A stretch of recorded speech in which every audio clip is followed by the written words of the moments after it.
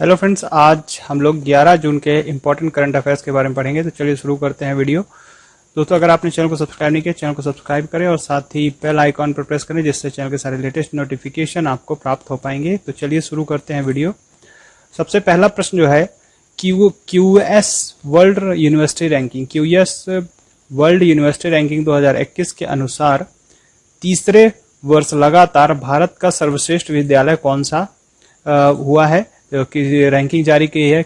QS world university ranking 2021 जारी की गई है। तो लगातार तीसरे वर्ष जो है वह विद्यालय कौन सा है, यूनिवर्सिटी कौन सी है जो सर्वश्रेष्ठ है, भारत में सर्वश्रेष्ठ है। तो इसका सही आंसर जो है वह है आईआईटी बॉम्बे। आईआईटी बॉम्बे जो है तीसरे वर्ष लगातार भारत की सर्वश्रेष्ठ यूनिवर्सिटी है। ठीक है, क्यूएस वर्ल्ड रैंकिंग जारी की गई है। नंबर 1 पर जो है एमआईटी है, यूएसए में स्थित है। ये नंबर 1 पर है, पिछले वर्ष भी यह नंबर 1 पे थी। स्टैनफोर्ड यूनिवर्सिटी, यह भी अमेरिका में स्थित है, यह भी दूसरे नंबर पे थी। और हार्वर्ड यूनिवर्सिटी यह तीसरे नंबर पर थी। तो ऑक्सफोर्ड यूनिवर्सिटी जो है वह चौथे नंबर पर है। ठीक है, आईआईटी इंस्टीट्यूट ऑफ बॉम्बे जो है इस वर्ष 172वें स्थान पर है। यह लगातार टॉप यूनिवर्सिटी ऑफ इंडिया है ना, क्यूएस वर्ल्ड यूनिवर्सिटी रैंकिंग के अनुसार। इस वर्ष जो इसकी रैंकिंग है वह 20 स्थान कम हो गई है। पिछले साल की रैंकिंग के अनुसार इसकी रैंकिंग 20 अंक नीचे जा चुकी है। और जो ये क्यूएस वर्ल्ड यूनिवर्सिटी रैंकिंग है, इसमें विश्व के वैश्विक 1000 जो संस्थान हैं उनकी रैंकिंग जारी की जाती है। ठीक है, तो इस वर्ष जो भारत के टॉप ये जो यूनिवर्सिटीज थी, टोटल 21 यूनिवर्सिटी रैंकिंग के अंदर आई हैं। करीब 1000 यूनिवर्सिटी वैश्विक संस्थानों में 21 संस्थान जो हैं जो वह टॉप में आए हैं। फिर आईआईटी गुवाहाटी और आईआईटी हैदराबाद की रैंकिंग में सुधार हुआ है क्यूएस वर्ल्ड यूनिवर्सिटी रैंकिंग के अनुसार। तो आईआईटी बॉम्बे है सबसे ऊपर, है ना, आईआईटी बॉम्बे है सबसे ऊपर, 172वें स्थान पर है। भारतीय विज्ञान अनुसंधान इंडियन इंस्टीट्यूट ऑफ साइंस जो है 185वें स्थान पर है। आईआईटी दिल्ली 193वें स्थान पर है। आईआईटी मद्रास 275वें स्थान पर। आईआईटी खड़गपुर 314वें स्थान पर। आईआईटी कानपुर 350वें और आईआईटी रुड़की 383वें और आईआईटी गुवाहाटी 470। तो ये संस्थान है जो टॉप 500 में है भारत के। ठीक है, तो क्यूएस वर्ल्ड रैंकिंग जो है यह 2004 से जारी की जा रही है। ठीक है, और मैसाचुसेट्स इंस्टीट्यूट ऑफ टेक्नोलॉजी जो है यूएसए में स्थित है। तो यह नंबर 1 इस साल भी है। अगला देखते हैं हम लोग, अगला प्रश्न देखते हैं। उत्तराखंड का सबसे बड़ा जैव विविधता उद्यान खोला गया है कहां पर, निम्न में से कहां पर खोला गया है। तो उत्तराखंड का सबसे बड़ा है ना, तो इसका सही आंसर जो है वो हल्द्वानी में खोला गया है। उत्तराखंड का सबसे बड़ा जैव विविधता पार्क, बायोडाइवर्सिटी पार्क जो है सबसे बड़ा। तो वर्ल्ड इन्वायरमेंट डे के अवसर पर यह किया गया था। तो उत्तराखंड वन विभाग द्वारा हल्द्वानी में उत्तराखंड का सबसे बड़ा जैव विविधता पार्क, बायोडाइवर्सिटी पार्क खोला गया है। ठीक है, तो पार्क का उद्घाटन वन विभाग अनुसंधान विंग के 2 वर्षों में तैयार किया गया है इसको। ठीक है, तो पार्क में अत्याधुनिक स्वचालित मौसम स्टेशन, मतलब ऑटोमेटिक वेदर स्टेशन भी है। तो यह लगभग 18 एकड़ में फैला हुआ है ये बायोडाइवर्सिटी पार्क जो उत्तराखंड में है। और इसमें पौधों की संख्या की प्रजाति जो है 500 है। ठीक है, तो उत्तराखंड से सबसे इंपॉर्टेंट है, उत्तराखंड के जो सीएम है, चीफ मिनिस्टर, उनका नाम है त्रिवेंद्र सिंह रावत। वहां की जो गवर्नर या राज्यपाल है बेबी रानी मौर्य है। और साथ ही में अभी हाल ही में गरसैंण को वो क्या किया, उन्होंने ग्रीष्मकालीन राजधानी घोषित किया है उत्तराखंड के द्वारा। और उन्होंने ई विधानसभा भी गरसैंण को बनाया है त्रिवेंद्र सिंह रावत ने। अगला प्रश्न देखते हैं हम लोग। राइन नदी पिछले 2 दशकों की तुलना में अपने न्यूनतम जल स्तर पर पहुंच गई है। तो राइन नदी है एक्चुअली है कहां पर, किस देश की नदी है ये? तो इसका सही आंसर जो है वह है जर्मनी की है राइन नदी। तो पिछले 2 दशकों की तुलना में यह इसके जो जल स्तर है वह एकदम न्यूनतम पे पहुंच गया है। यह जर्मनी में स्थित है राइन नदी। तो एक्चुअली में है क्या कि जर्मनी की राइन नदी है शुष्क ग्रीष्मकालीन शुरुआती दिनों के दशकों की तुलना में अपने न्यूनतम जल स्तर पर यह पहुंच गई है। और इसके चलते यूरोप के सबसे महत्वपूर्ण अंतर्देशीय जल मार्ग में शिपिंग को व्यवधान हुआ है। मतलब क्या है, इसका जल स्तर काफी नीचे जा रहा है, जिससे जो जहाज है उसमें नहीं चल पा रहे, इतना नीचे इसका जल स्तर जा रहा है। तो राइन नदी का जल स्तर 3 जून को लगभग 1 मीटर तक नीचे हो गया था, ऐसा रिपोर्ट में बताया गया है। और दशकों की सबसे निम्न स्तर है, दशकों का सबसे ज्यादा के निम्न स्तर यही है। वह 2018 में भी इस आशंका को बताया गया था कि इतना नीचे जल स्तर चला जा रहा है कि जो शिपमेंट है, बड़े बड़े जहाज हैं, वह भी नहीं सुगमता से यहाँ पर आवाजाही कर पा रहे हैं, जिसके कारण क्या है, यहाँ पर अंतर्देशीय जल मार्ग और जो ट्रांसपोर्टेशन है वह रुक रहा है। तो राइन नदी कहाँ पर है? जर्मनी में स्थित है। अगला प्रश्न देखते हैं, जर्मनी की राजधानी क्या है? जर्मनी की राजधानी बर्लिन है।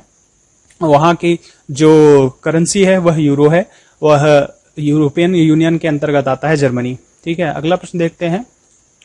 रामनाथ कोविंद ने जम्मू कश्मीर और लद्दाख के प्रदेश में संयुक्त हाई कोर्ट जज के रूप में किसे नियुक्त किया है? तो जम्मू कश्मीर और लद्दाख के संयुक्त हाई कोर्ट जज के रूप में नियुक्त किया गया है। तो किसे नियुक्त किया गया है? तो इसका सही आंसर है जावेद इकबाल वानी। जावेद इकबाल वानी को नियुक्त किया गया है यहाँ पर जम्मू कश्मीर और लद्दाख का संयुक्त। अब जैसा कि आपको पता है 370 हटने के बाद से जम्मू कश्मीर और लद्दाख दोनों यूनियन टेरिटरीज बन चुके हैं।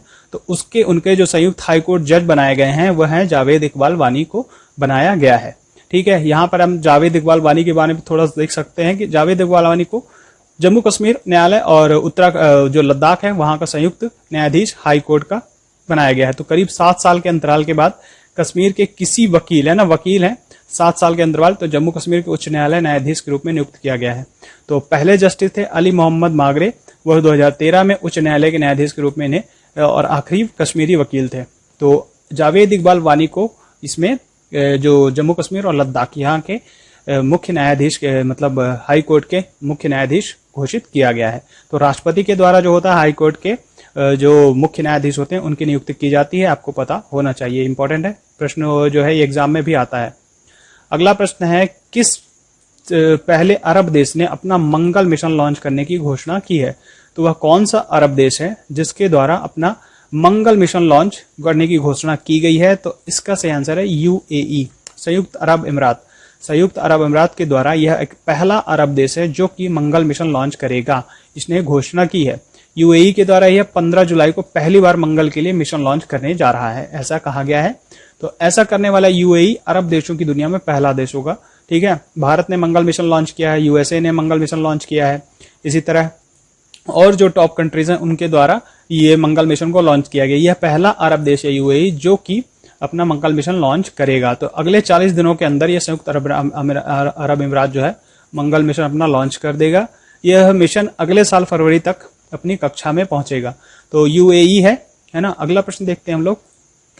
वैज्ञानिक एवं प्रौद्योगिकी अनुसंधान संस्था CSIR की पालमपुर स्थित अनुसंधान इकाई IHBT ने हींग और केसर की खेती के लिए किस राज्य सरकार के साथ समझौता किया है? तो CSIR है ना, council of scientific and industrial research, इसका फुल फॉर्म होता है CSIR का। तो इसने क्या किया है, हिमाचल प्रदेश के साथ क्या किया है, केसर की खेती और हींग की खेती के लिए IHBT के साथ क्या है, इन्हें समझौता किया है, केसर और हींग की खेती के लिए CSIR के साथ में। तो यहाँ पर हिमालयी जैव संसाधन प्रौद्योगिकी संस्थान है ना, IHBT है, ने हिमाचल प्रदेश सरकार के साथ किसानों की आय बढ़ाने के उद्देश्य से क्या किया है, केसर और हींग की खेती यह करेंगे।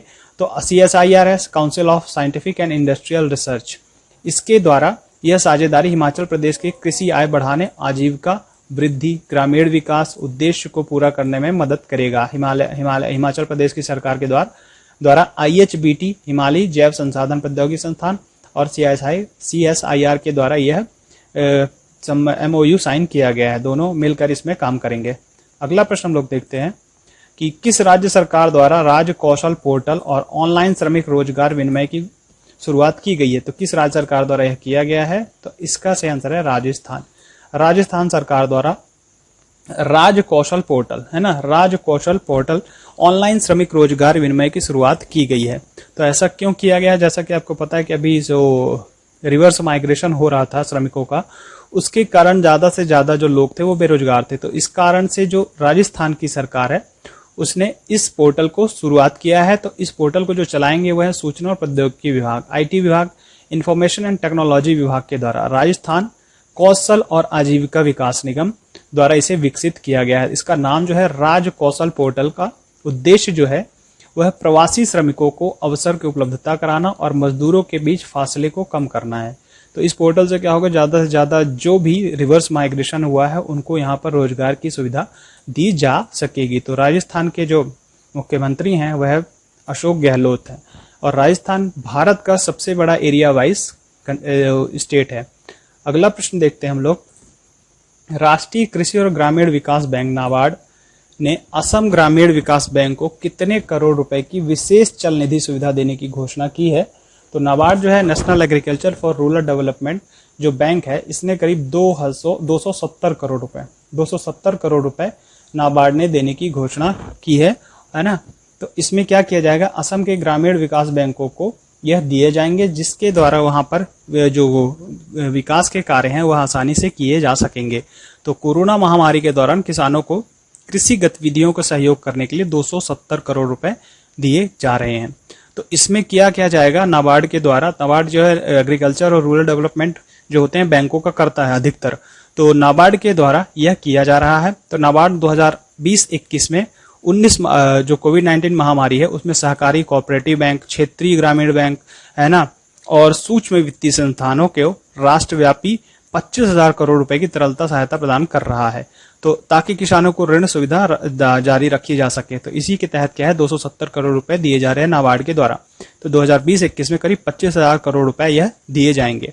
रूरल एग्रीकल्चर, जो रूरल और एग्रीकल्चर के क्षेत्र में जो ग्रामीण क्षेत्र में कार्य कर रहे हैं उसके डेवलपमेंट के लिए। अगला प्रश्न देखते हैं, केंद्र सरकार ने अगरबत्ती निर्माताओं द्वारा आयात किए जाने वाले बांस पर सीमा शुल्क को 10 से बढ़ाकर कितने प्रतिशत किया है।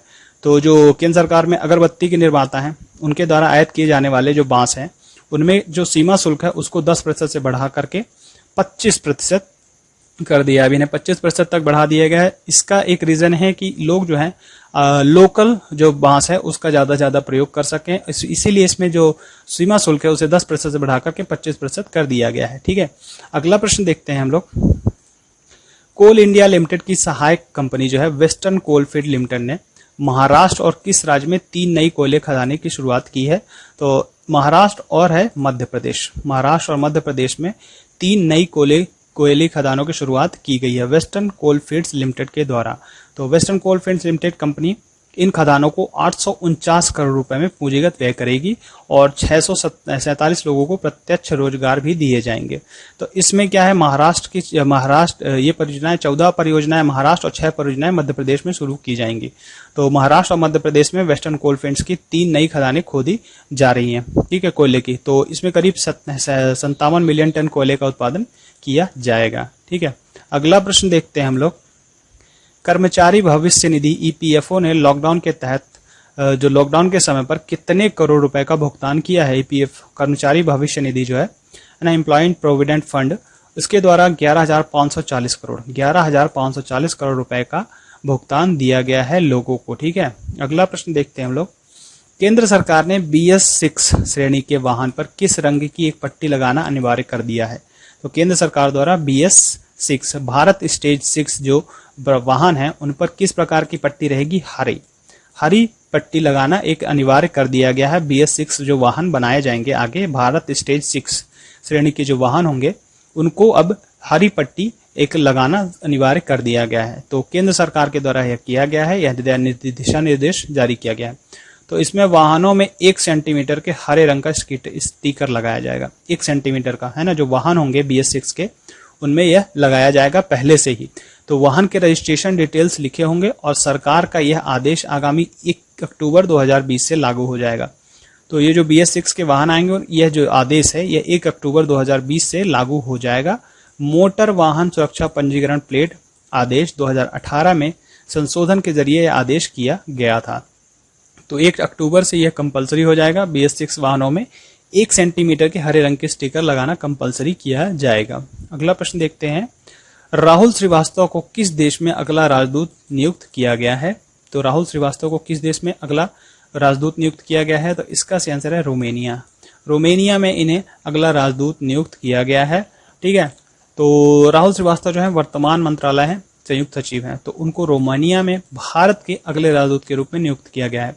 राहुल श्रीवास्तव छत्तीसगढ़ के राजनांद गांव के रहने वाले हैं। राहुल श्रीवास्तव जो है 1999 से विदेशी सेवा में नौकरी पाई थी और वे उसके पहले मॉस्को, है ना, रूस की राजधानी, कजाकिस्तान, लंदन, वेनेजुएला में काम कर चुके हैं। ठीक है, तो मॉस्को जो है यह रशिया की राजधानी है, कजाकिस्तान देश है, लंदन जो ब्रिटेन की राजधानी है, वेनेजुएला जो कंट्री है, यहाँ पर ये पहले से काम कर चुके हैं। ठीक है, रोमानिया जो है उसकी जो कैपिटल है वह बुकारेस्ट है। ठीक है, रोमानिया की